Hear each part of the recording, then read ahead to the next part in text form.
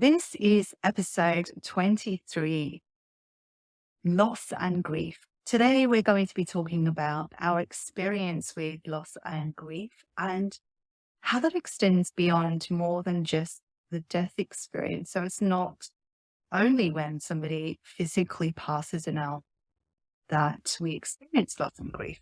We can experience loss and grief when we end a relationship, when we finish a job, when we move home, when we lose our knowing of our younger bodies and their inability to rejuvenate or be at the same level of health as they were when younger, our ability to eat, drink, and party all night till the early hours of the morning and still go to work the next day feeling reasonably fresh.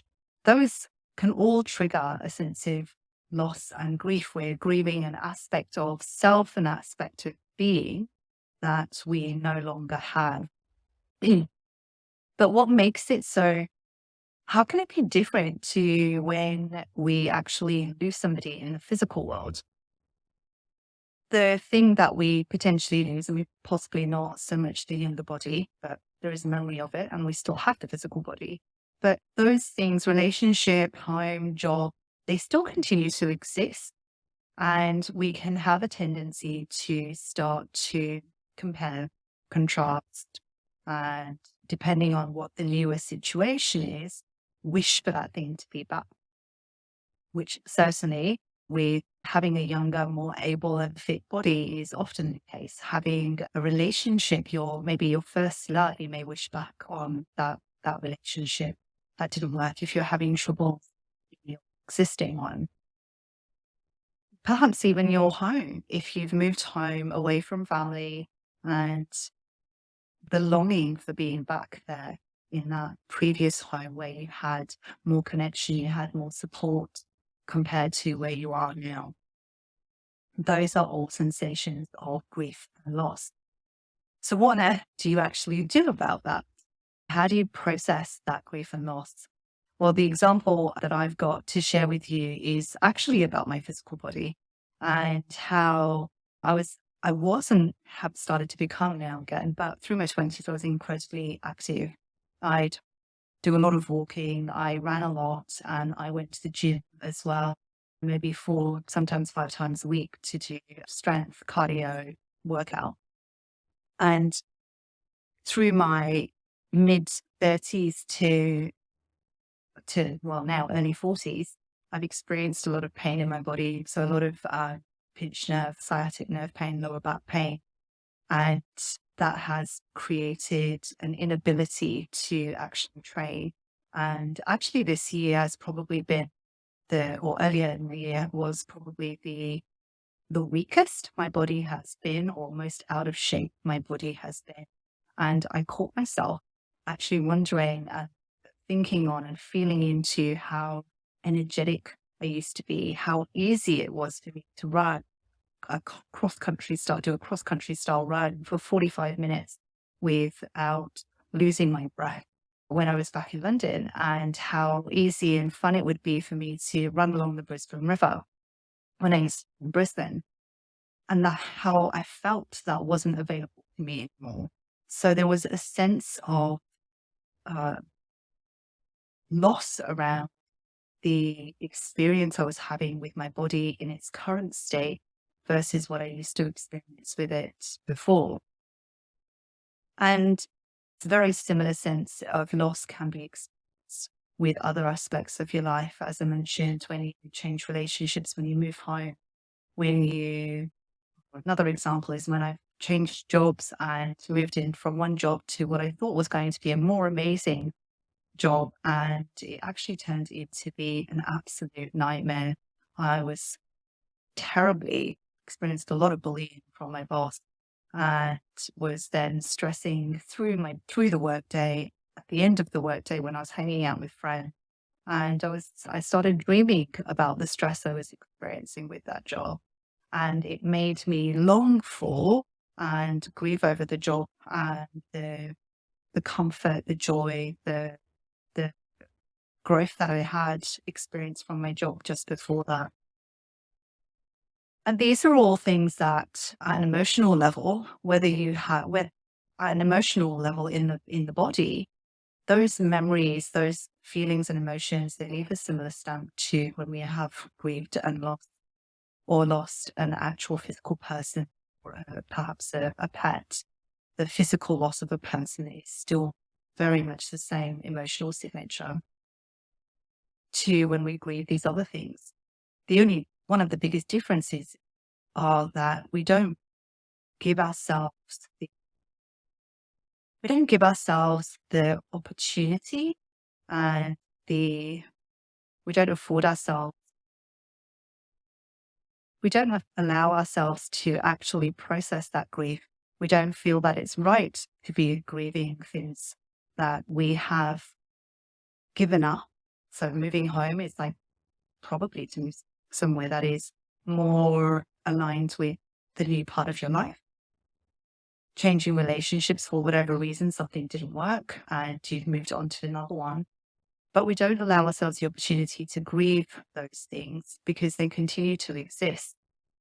And in their continuing to exist and not processing those emotions, we store them as we would store the grief if we did not potentially cry when we lost a family member, if we didn't take the time to do journaling when we lost that person, or do a remembrance for them when it came around to the anniversary of their death.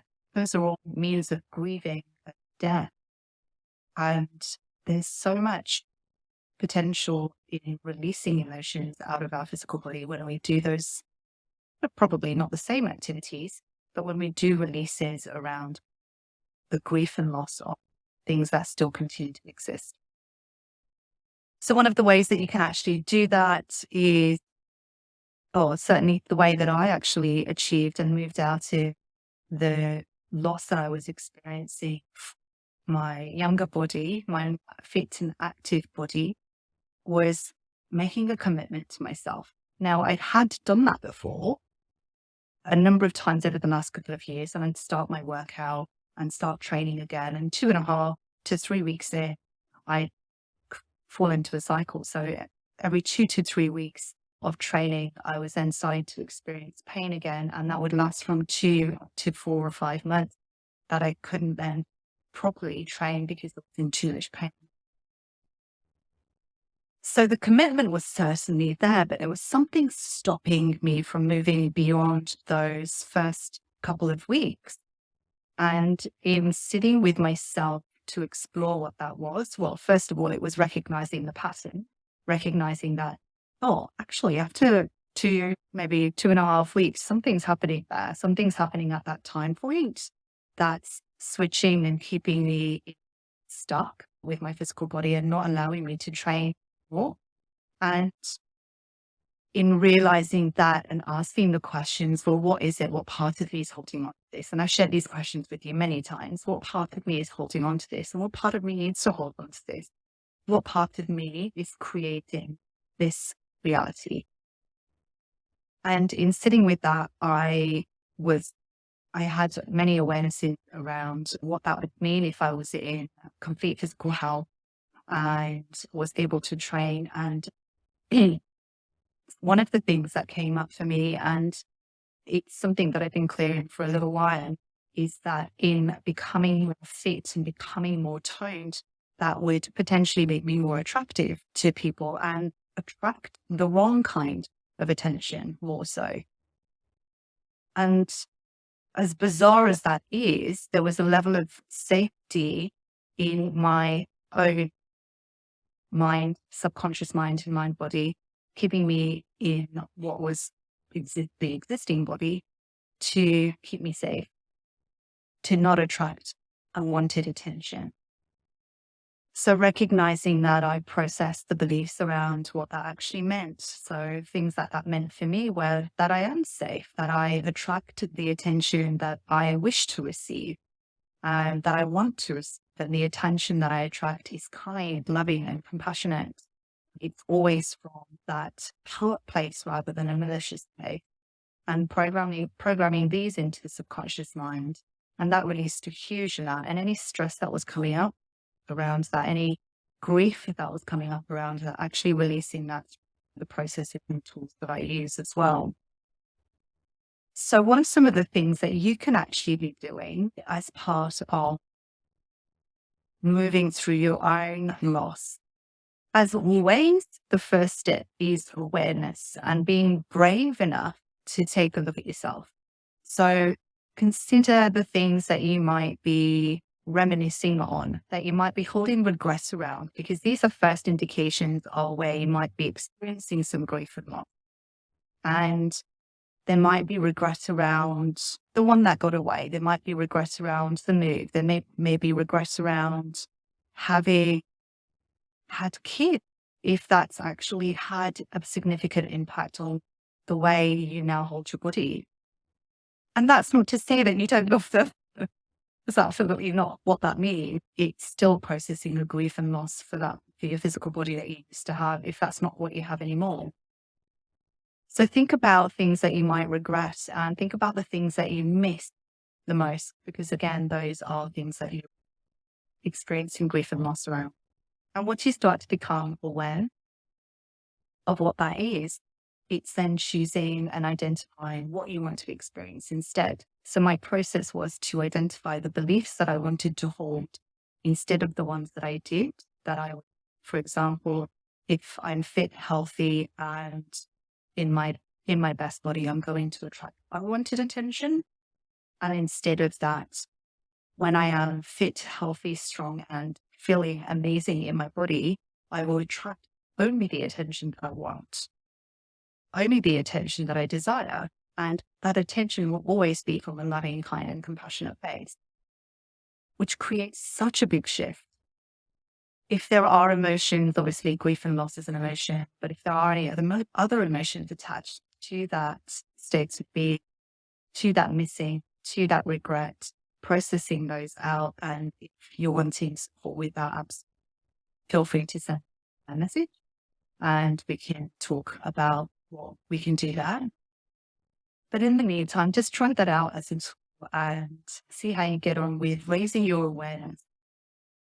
Be mindful and kind and compassionate to yourself, because some things may come up that are not always what you expected, and sometimes they can be confronting.